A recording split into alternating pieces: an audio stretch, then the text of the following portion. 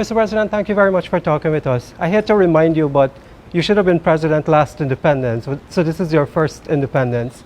A lot has happened in the past 10 months since you've been in office.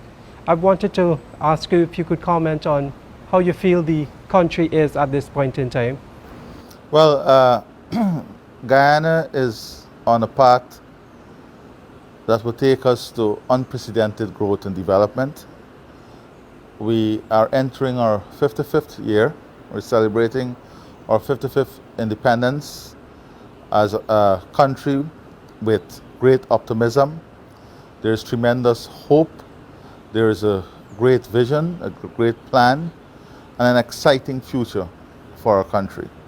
So from an economic standpoint and a growth perspective, we're entering we are in our 55th year at a point that we can all be optimistic, we can all be confident about a prosperous, rewarding future. We also are in our 55th independence, still talking about national unity, still talking about ways in which we can develop the One Guyana agenda, and that is of great priority. This independence must be the opportunity in which we cement our efforts in creating that One Guyana. We also find ourselves in our 55th independence dealing with a pandemic of no mean order. Already, the pandemic has taken too many lives. More than 16,000 persons would have been affected directly. And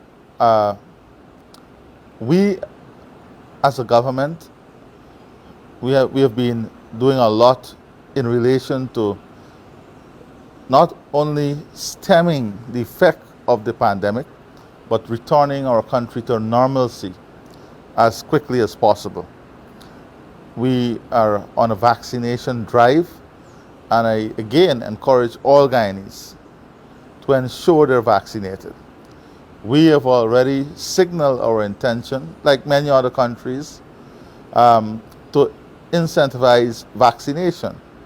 Public service and public servants are exposed to the public every day in the provision of services. One of the suggestions on the table is a two-tier system in the service delivery. Those who are vaccinated, an accelerated route, and then those who are not vaccinated by appointment. We have to do this because vaccination scientifically is the only option available to us to return to normalcy and to ensure that we minimize the impact of the COVID-19 pandemic. And we are making every effort to ensure that we have all the vaccines to take us to a state of full vaccination. So, Mr. President, in your agenda, you've been pushing development a lot. I wanted to ask you about your plans for Region 3. There's the obvious gas to shore project, which has been talked about a lot, and some other projects on that side. So, I guess Region 3 is uppermost in your mind because of the recent news item. But development has an evolution. Take, for example, the aviation sector. The aviation sector would not have been in a position to develop the way it is today if mining and forestry had not developed. So there was a link in mining and forestry to aviation. And today, aviation continues to expand because of what is taking place in mining and forestry. And mining and forestry, indeed, you have to remove trees. That's the economic activity requires that. But we have to look at this in the holistic context. Guyana has been doing more than its fair share globally in climate change, in fighting climate change. Our policies regarding safeguarding our forest assets, reforestation, support to mangrove development projects, and there are many projects that we supported as a government. So in Region 3, that is the area that is earmarked for the expansion and the creation of the essential services to support the oil and gas sector. We cannot say that we want the support services to come to Guyana, and then we don't understand that there is there are going to be consequences in relation to the development part. And one such, and I wouldn't say consequence, but one such important decision is to identify the area for shore-based facilities. And we have made it very clear that the west bank of Demerara will be utilized for additional and new shore-based facilities. That also will have to be further developed. We have the new Demerara Harbour Bridge that will be completed within another three years. And then we have to continue the expansion of the shorefront of the Demerara River for the Wales Development Authority. There, we are not only planning to have the gas to shore project and a power plant, but also industrial development and manufacturing. These are key and critical investment that will generate jobs, and that really you will see the spin-off of oil and gas. If you look at the UAE from 1990 to today, you would see that incrementally oil and gas share of national GDP reduced, whilst other sectors, manufacturing, industrial development, ICT, those sectors were built out, and they were built out to accommodate the new areas of growth, and more they're playing greater role in the national GDP. So we have to now understand that industrial development and manufacturing, agro-processing are the areas that will generate the new opportunities. Now, the investment in Region 3, for example, the power plant. Now, the power plant will bring great benefit for us in increasing our global competitiveness to attract industries and businesses within the manufacturing and industrial sector, and that is for all of Guyana. And it will also reduce the cost of production. Let me give you an example. Right now, one of the big poultry producers, let's take one of the poultry producers for example, they spend between $12 to $15 million, between $13 to $15 million every month on electricity costs. The power plant would allow us to cut that by half. You're talking about $7 million of savings every month for that one business, that one industry. Not industry, one business within an industry. So you're talking about $84 million annually. Now let us look at a low-income family. A low-income family average light bill might be $8,000 per month. You save $4,000 per month, that's $48,000 per year. And if you look at a low-income loan, that will take care of almost 1.5 months of loan payment. The savings from that electricity. And then you do the multiply effect. The jobs that will be created. The expansion in economic activities. All of this will require greater role for the services sector, logistics, shipping. It increases our capacity. It pushes up demand for services in the transportation sector. And all of this add not only to job creation, but economic wealth creation at the community level. So then how is all of this linked to further expansion in Region 3? We have also spoken about the new 4-lane road from Schoonard all the way to Porica. That will open up hundreds of acres of new lands for agriculture, tourism, manufacturing, industrial development already, because of the macro plans that we have announced and we are pursuing in Region 3. You would see that in Region 3, we are having greater interest. We are having proposals for specialized health services now in Region 3. You're having proposals for hotels in Region 3. And this is because there is a nexus between the development agenda and the plans of the government and investors and where they see opportunities in the future. So all of this is also linked to the development on the Region 4 side. Because when the new Demerara River Bridge is completed, that entire riverfront going all the way, the entire riverfront going all the way to Timeri will become highly valuable, and you will see economic activities and expansion in those areas too. You're already seeing this, because what you're seeing now in preparation for that and the new bridge, we're seeing greater and more investment beyond the bridge on the east bank side of the Demerara River. Now, that leads us to the backlands, which will become the frontlands, because we're talking now about not only the Mandela to Eccles Road, but the new 4-lane highway from Ogle all the way to Mary. That by itself will create great excitement. A lot of development will take place along that road. And this, of course, would border the new city. The new city, we're already having interest. Persons with industrial development, manufacturing, which are critical for the new city. Critical for the new city in creating the demand for human resource, and that demand would create a demand for housing. Housing will create a demand for services, and then the city will be built out.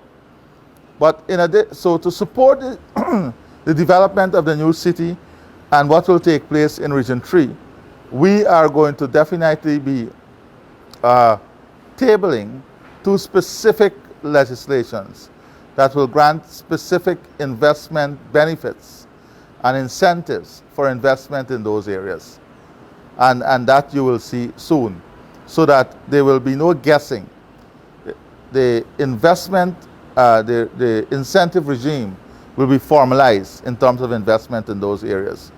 So in terms of the gas to shore and development in Region 3 and Region 4, you know, there's lots more. We can talk about specialty hospitals, the school. We can talk about creating first-class infrastructure, doing back all the roads, the health centers, all of that we can talk about. But I'm just focusing on the macro transformative investment that will really drive the growth, development, and expansion that you're speaking of.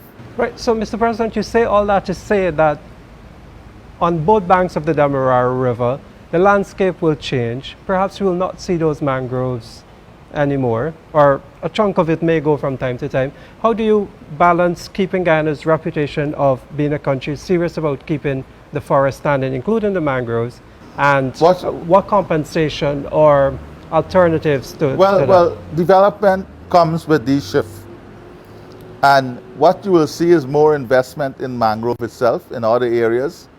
You will, for example, the climate change unit right now, they are reviewing proposals for the planting of trees, reforestation in Kwakwani, 6,000 acres, right, which is a far larger area than what we're talking about.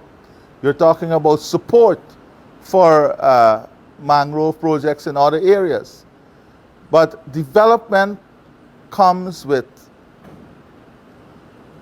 alternative, and the development that we want to see take place in the country will have some of these disruptions.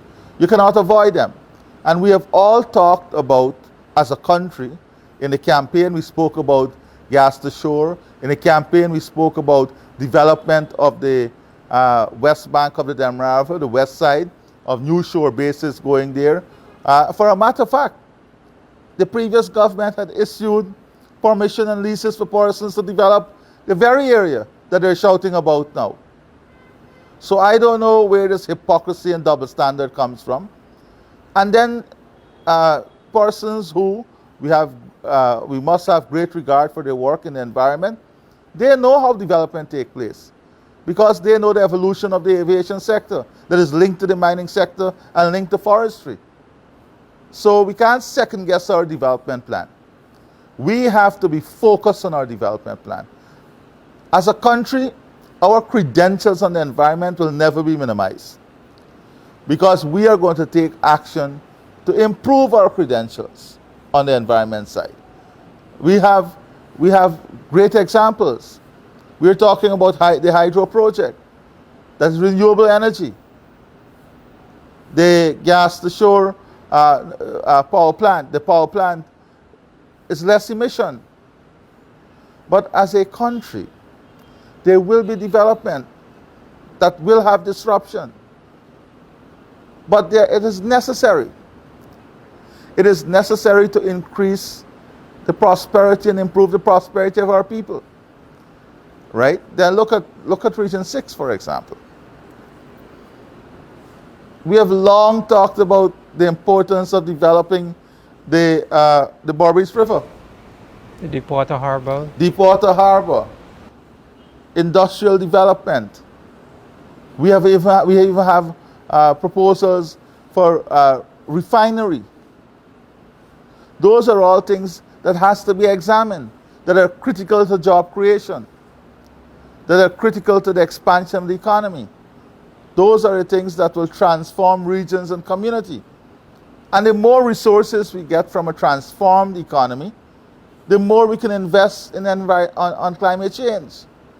And at the same time, you're trying to get money from the forest that we have standing. This new agreement, can you talk more about that, how you intend to attract more funding for keeping the forest standing, for the climate services that they provide?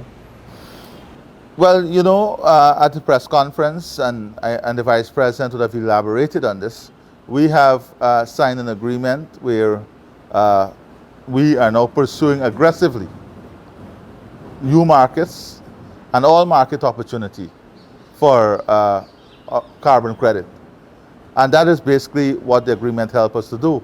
We have an NGO, non-profit organization, that is aggressively working in the market to identify the opportunities for us. And that gives us a head start, right? And we are one of the first one of the first country to sign on to that head start.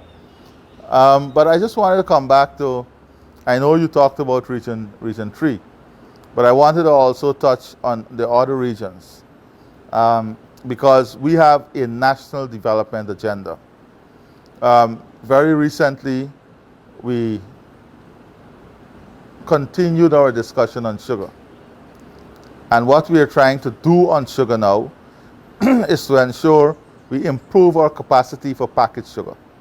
Our packaged sugar carry a higher price on the market, and it is a price that can help us to move to a situation of having the industry break even and move to profitability.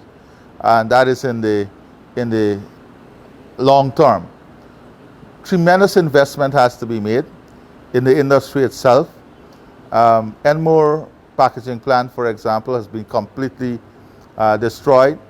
You know, some of the managers describe it now as really scrap metal left there at Enmore in the factory and the packaging plant.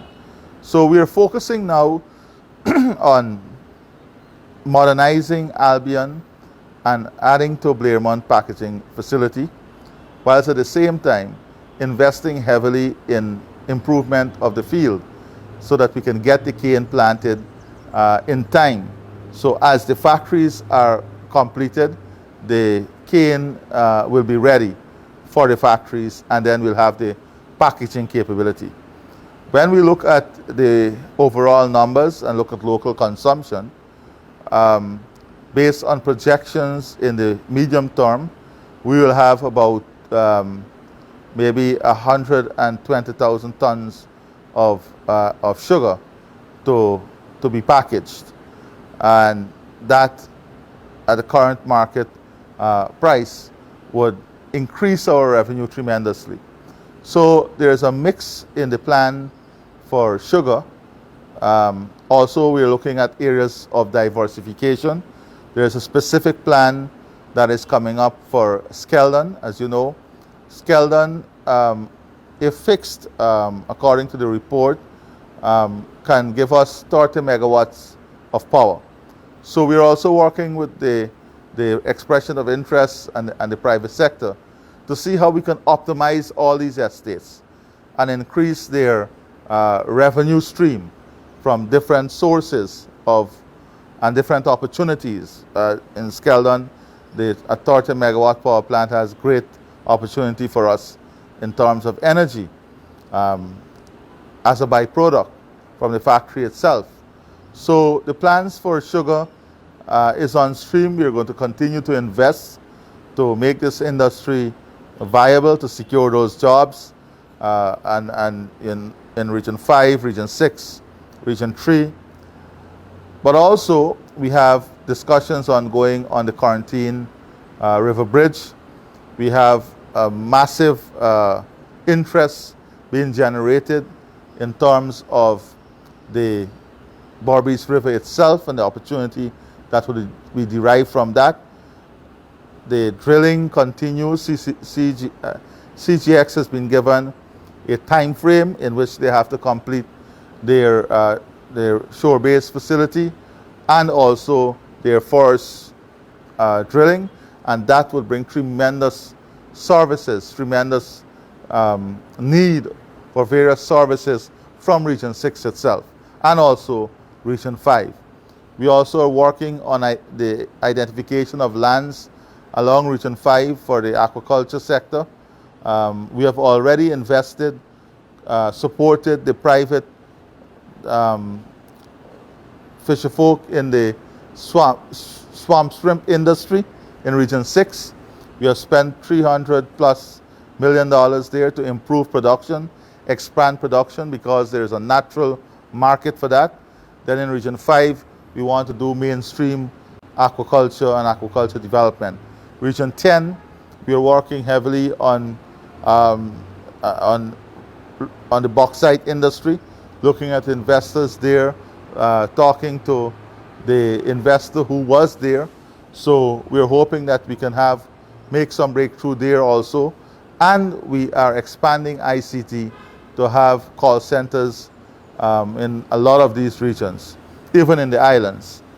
In addition to that, we're working tremendously on making Region 10 Linden the frontier for the hinterland. So all the services, mechanical, electrical, engineering services, that is critical for the mining sector, can be serviced from Region 10, and that is important for the road link. That road link also is going to increase traffic from coming out of Brazil. So the need for services is definitely going to increase tremendously there. And of course, the potential for tourism itself. We are also supporting the poultry industry in the corn and soybean cultivation.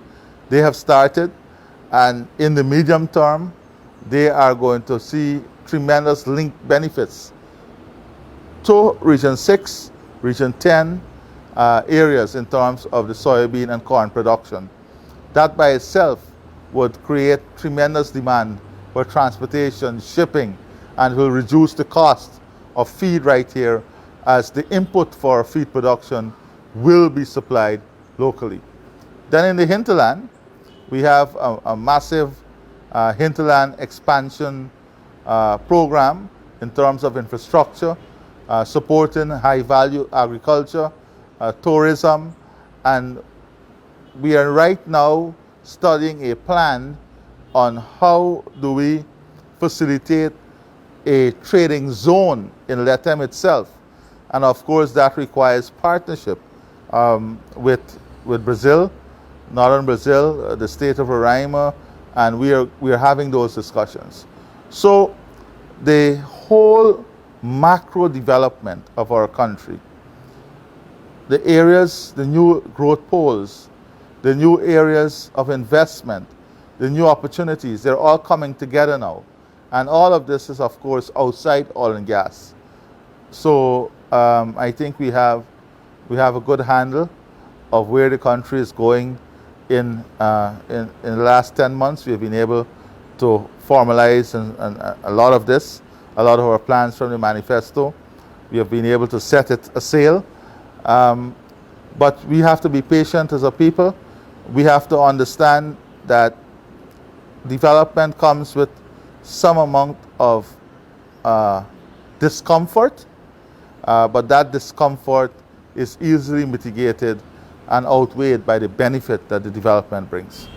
Mr. President, can I ask you about any plans that your government may have to cushion increased prices? The businessmen have said that because of shipping costs, some items have gone up, the price of gas has gone up at the pumps. Any plans along that line? We have to understand, and the population, I think, understand this, that we're dealing with a delicate international situation. There are certain things that we can control, but there are certain things that we have no control of. Take, for example, the cost of shipping, moving from $2,500 US per container to almost $10,000 per container. Then we have many of the factories were closed during the pandemic, and they're still closed. Some are slowly reopening.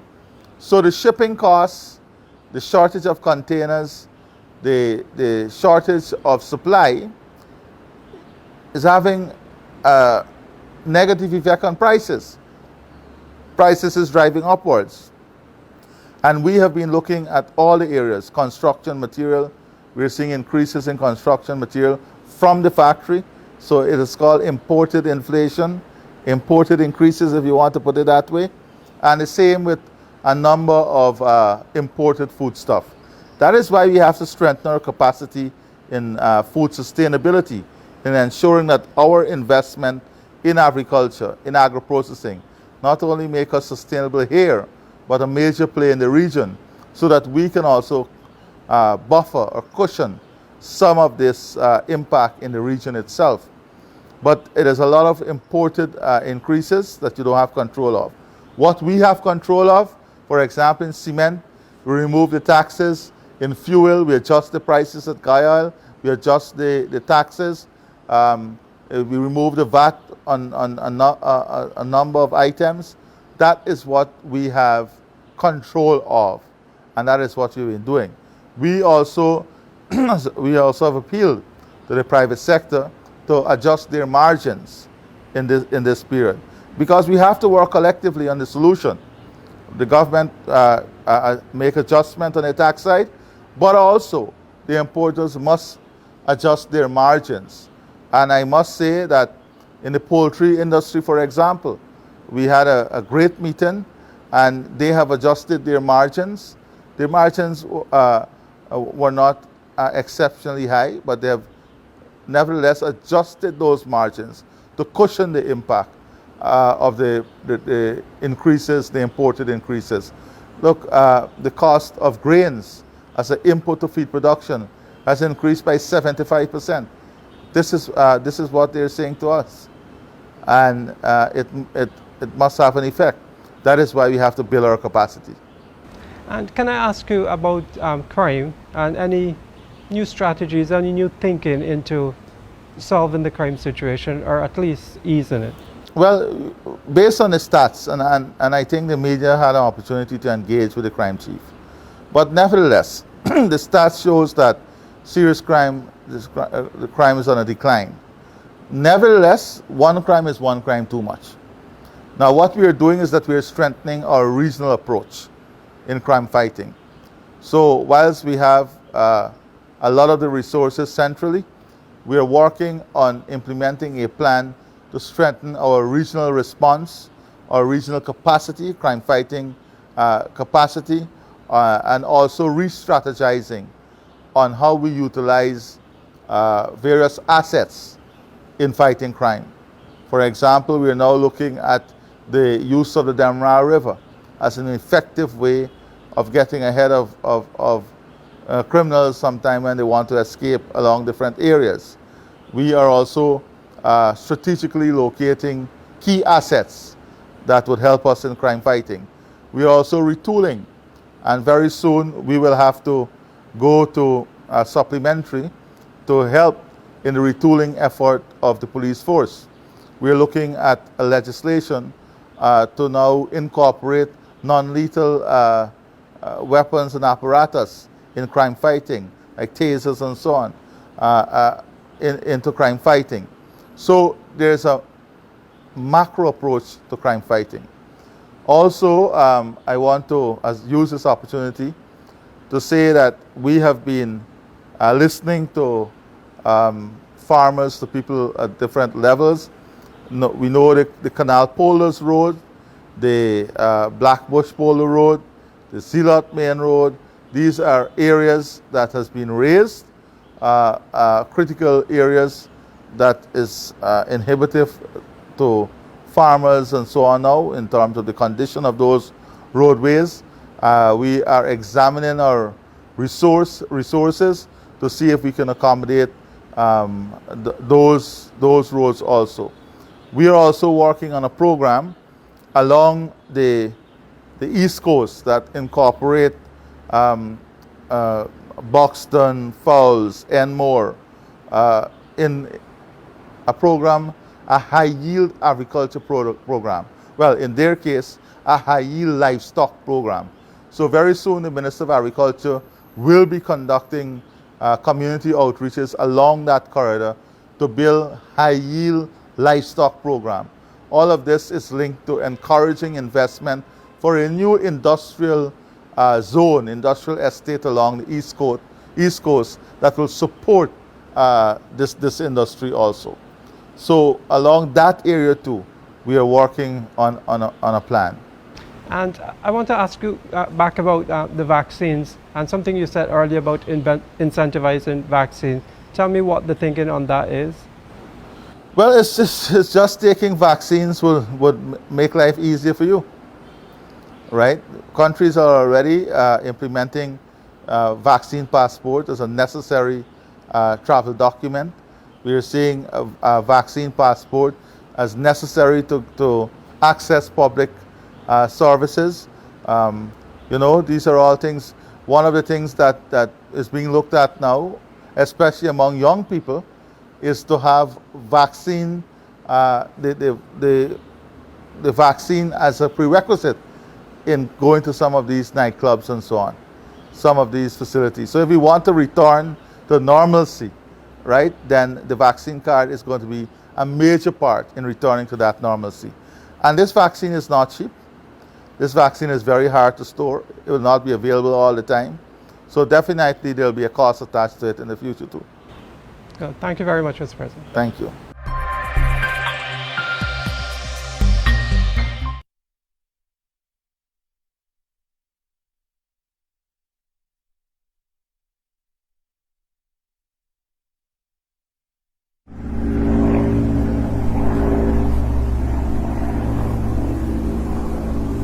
Bire mazak wurut nogong Morowia kok manodo tijik ningai.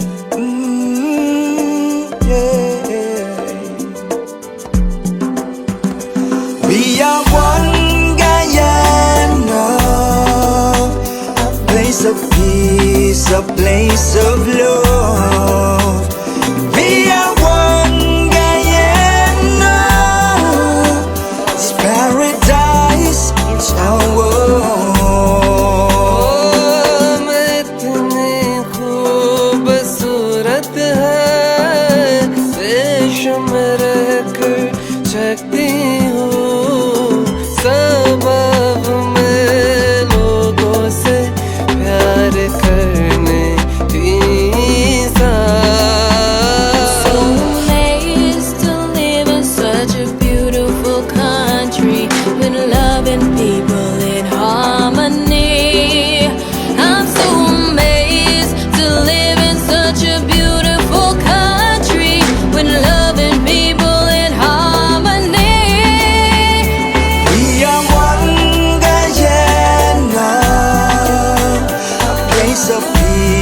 A place of love. We are one Guyana, it's paradise, it's our world. Yeah, some are we born on the hills, some on the low coastal plains. Plenty plenty rice and sugar cane. Same Guyanese blood in our vein. So make we burn out the hatred, time for erasing. Can't make that destroy. 6 race I share the same space in this 83,000 square miles. We are one Guyana, a place of peace, a place of love. We are one Guyana, it's paradise, it's our world. Brother is a brother, no matter which religion is you. Could a Buddhist, Christian, Muslim, Hindu. Sister is a sister, real and true. One big part of culture brew. And all of we together could really make this dream come true. Of a brighter Guyana for me and you. Ocean to mountains, hear this tune. Take it cool. We are one Guyana, a place of peace, a place of love. We are one Guyana, it's paradise, it's our world. My love runs deep like a beautiful rivers for Guyana. Oh, and when we stand as one, mighty like Mount Jerima, for Guyana, for Guyana. Our life would be beautiful, just like Guyana. She's blessed us with her own, just to embrace her. You say, one and alone can't clap, lots of lots. Put our hands together, give her a standing ovation. This great nation, a little gem of this world, yeah. A place of peace, a place of love. We are one Guyana, it's paradise, it's our world. We are one Guyana, a place of peace, a place of love. We are one Guyana, it's paradise, it's our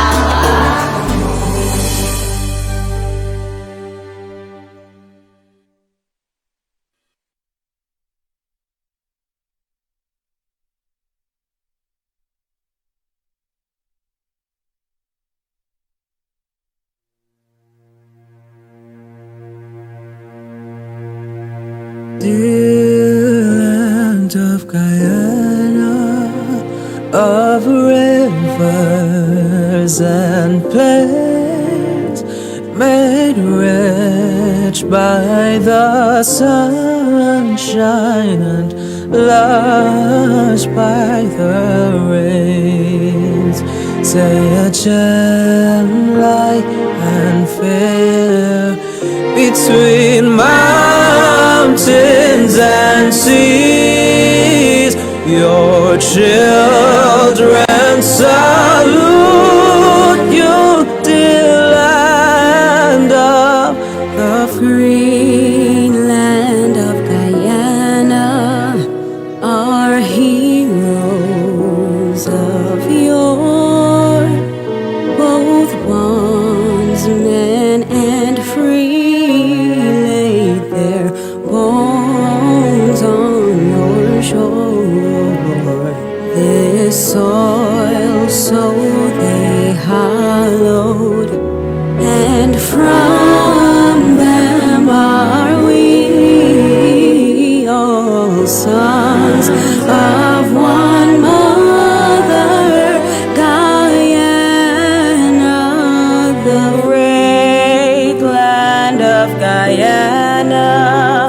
Diverse though our strains, we're born of their sacrifice, heirs of their pains, and ours is the glory their eyes did not see.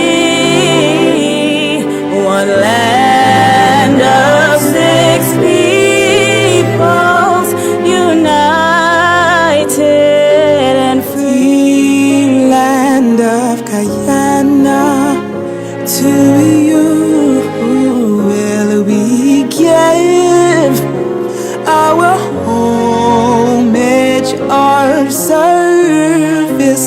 each day that we live. God guide you, great mother, and the man